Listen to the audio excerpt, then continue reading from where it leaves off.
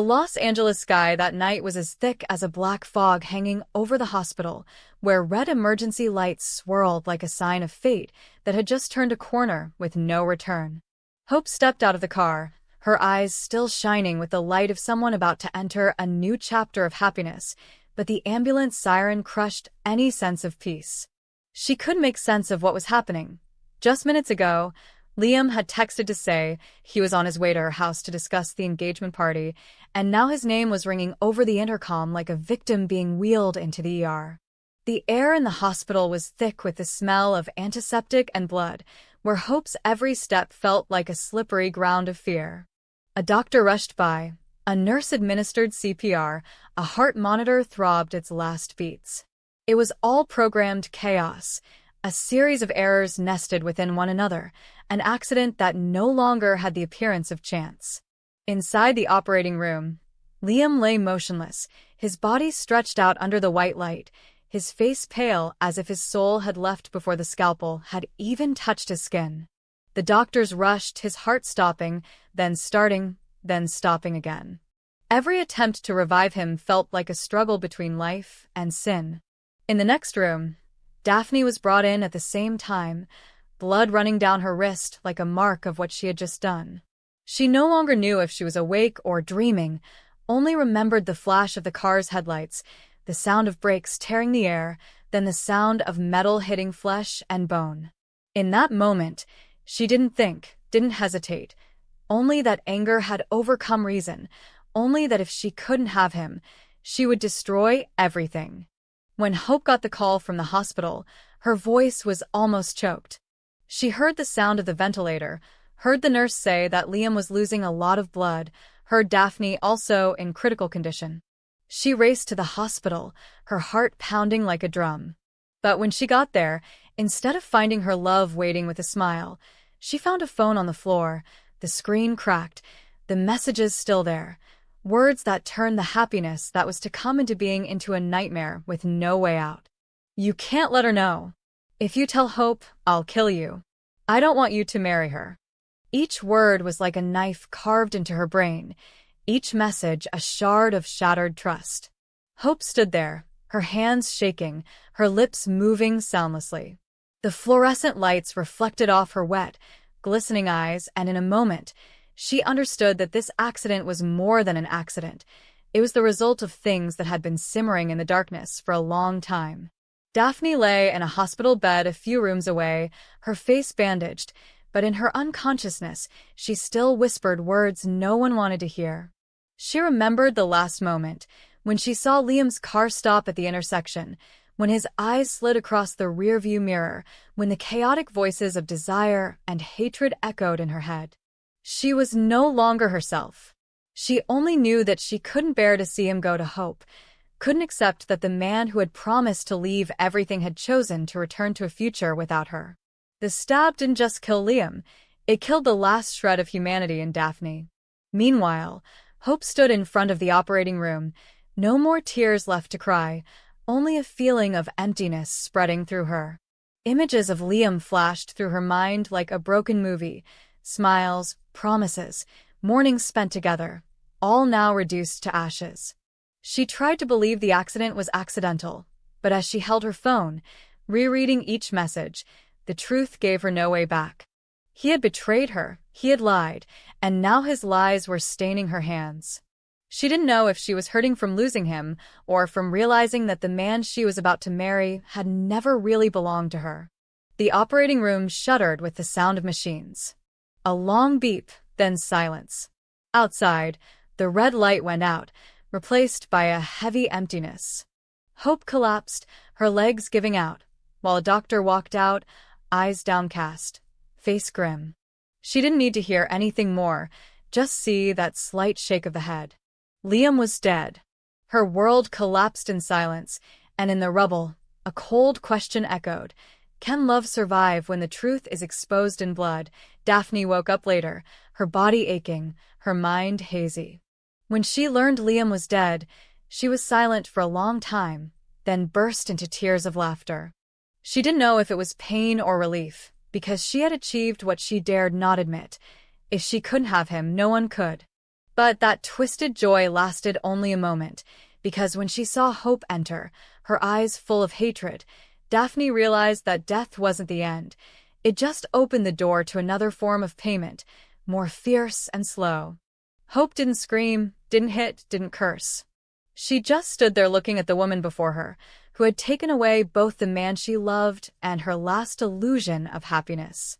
In her head, a string of memories played like a broken record. Liam's laughter mixed with the sound of a car crash, the sound of the machine's heart stopping, and her ragged breathing. Part of her wanted to forgive, but the other part, the part consumed by the darkness, just wanted to restore the world to some balance of pain. She left the room, leaving Daphne in the cold light of the hospital night, where each beep of the heart monitor sounded like a countdown to punishment. From that moment on, Hope's life became a slide between anger and guilt. She couldn't stop wondering if Liam had ever truly loved her, or if it was all a cover to hide the things he'd done in the dark. Every time she passed the hospital, she heard the sounds of that fateful night in her head, cars screeching, metal shattering, blood dripping on the white tiles. Daphne was alive, but badly injured, and the police were about to investigate. Rumor had it that Liam had said a few words before he died, maybe Daphne's name, maybe an apology. But no one knows for sure, because only one nurse heard it, and she disappeared afterward. The media called it a hospital earthquake, a love accident turned into a public tragedy. Rumors of intervention, that it was not an accident but a setup. Inside the hospital's white corridors, doctors discuss dark medical revelations about Liam, that he may have participated in an illegal transplant program, that he was trying to hide something about his health, that perhaps Daphne found out. The story gets darker when Liam's medical records suddenly disappear, along with the traffic camera footage from the scene of the accident. Hope begins to suspect that there is more to it than love and jealousy. She begins to dig, unraveling the layers of secrets behind Liam's death, and the deeper she digs, the more she realizes that he led a double life. Medical records, strange wire transfers, and a string of undeleted text messages on Daphne's phone hint at a darker plot.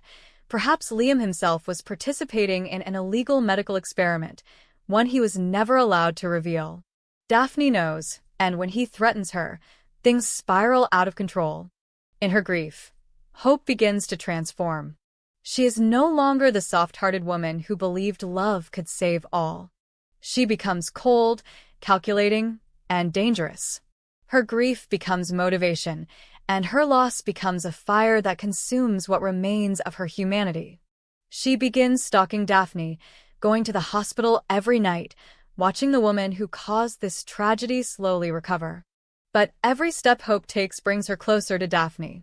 That night, Daphne wakes again to see Hope standing at the end of her bed, her eyes glowing in the darkness. No words were spoken, but Daphne understood. She knew she was being judged not by the law but by a crueler justice, the justice of a betrayed heart.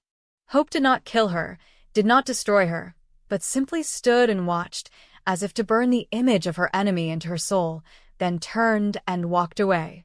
But it was that silence that was the worst sentence, the sentence that kept Daphne awake in a recurring nightmare where she saw the car coming, Liam turning, and his last look before everything went dark.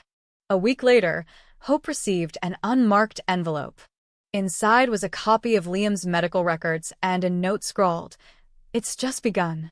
She looked out the hospital window, where the streetlights reflected off the rain, and wondered if all she knew of Liam was a shell, who was really paying the price in this game, the one who caused the death, or the one forced to live on in its haunting.